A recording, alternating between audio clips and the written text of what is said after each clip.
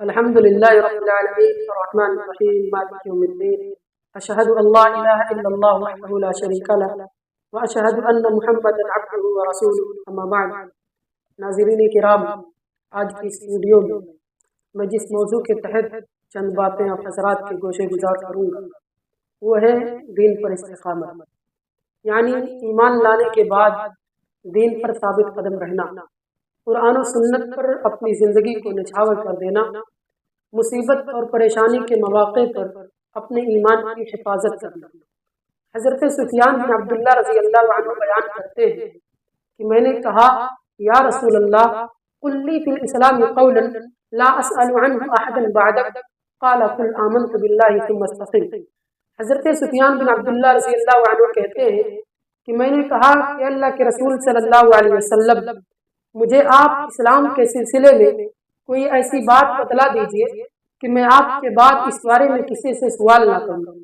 تو اللہ کے نبی صلی اللہ علیہ وسلم نے ارشاد فرمایا قل آمنت باللہ ثم استقم، تم یہ کہو کہ میں اللہ رب العالمین پر ایمان لایا اور پھر اسی پر استقامت اختیار کرو، اسی پر جم جاؤ، اسی پر ڈٹے رہو. اس حدیث مبارکہ کے اندر جو جامع بات کہی گئی ہے اس میں بظاہر صرف دو الفاظ، پہلا لفظ ہے ایمان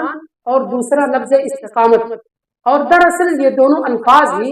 ایک ہی حقیقت کی دو مختلف تعبیریں ہیں. ایمان دعویٰ ہے اللہ رب العالمین کو ایک ماننے، محمد صلی اللہ علیہ وسلم کو اس کا رسول ماننے اور اپنی زندگی کو قرآن و حدیث کے احکامات کے مطابق گزارنے کا، اور استقامت اپنے کیے گئے اس دعوے پر پوری زندگی قائم رہنے کا. گویا کہ ایمان دعویٰ ہے تو استقامت اس پر دلیل،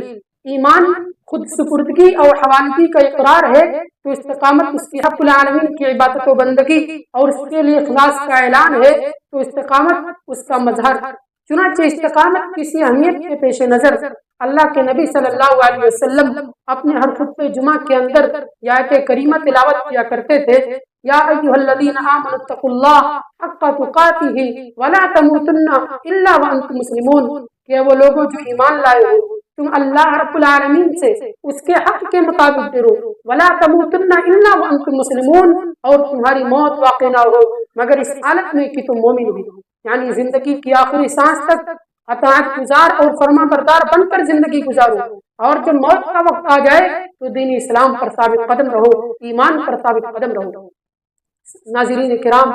مگر صرف دین و ایمان پر ثابت قدم رہنا ہی ہمارے لیے کافی نہیں ہے، بلکہ ضروری یہ ہے کہ ہم ثابت قدمی اختیار کریں اس رب کی عبادت و بندگی پر، ہم ثابت قدمی اختیار کریں اس کے رسول کی اطاعت و فرما برداری پر، ہم ثابت قدمی اختیار کریں نیکیوں کو مسلسل کرنے پر، ہم ثابت قدمی اختیار کریں گناہوں کو چھوڑنے پر، ہم ثابت قدمی اختیار کریں نفسانی خواہشات کو ترک کرنے پر. چنانچہ حضرت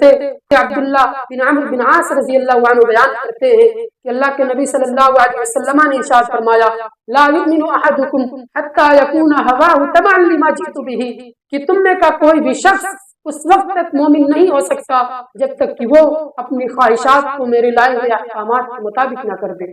اسی طریقے سے اللہ رب العالمین سورۃ الاحزاب کی آیت نمبر 36 میں ارشاد فرماتا ہے ما كان لمؤمن ولا مؤمنة اذا قضى الله ورسوله امرا ان يكون لهم الخيار من امرهم، کہ کسی مومن مرد اور مومنہ عورت کو اللہ اور اس کے رسول کا ان کے کسی معاملے کا فیصلہ کر دینے کے بعد اسے قبول کرنے یا نہ کرنے کا کوئی اختیار نہیں ہے. مطلب یہ کہ اللہ رب العالمین کو معبود ماننے، رسول اللہ صلی اللہ علیہ وسلم کو اس کا ہادی اور رہنما تسلیم کرنے کے بعد ایک مومن کا طریقہ، ڈھنگ اور سوچ کا انداز یہ ہو کہ اس کے عقائد، عبادات، معاملات، اخلاق و آداب اور انفرادی و اجتماعی زندگی کے لیے جو بھی احکامات اللہ اور اس کے رسول نے دیے ہیں بس وہی صحیح اور ضروری ہے. پھر زندگی گزارنے میں صبح سے شام تک، شام سے صبح تک، گھر سے کاروبار تک، مسجد سے بازار تک جو بھی معاملات پیش آئیں ان کا حل ہم قرآن و حدیث سے ہی تلاش کریں، اور سماج میں پھیلی ہوئی قسم قسم کے خرافات کو، قسم قسم کے بدعات کو، ان تمام چیزوں کو ٹھکرا کر کے ہم رسول اللہ صلی اللہ علیہ وسلم کی لائی ہوئی شریعت کی طرف رجوع کریں اور اسی کو اپنا فیصلہ اور محکم تسلیم کریں. تب جا کر کے گویا کہ ہم نے استقامت کو اختیار کیا ہے.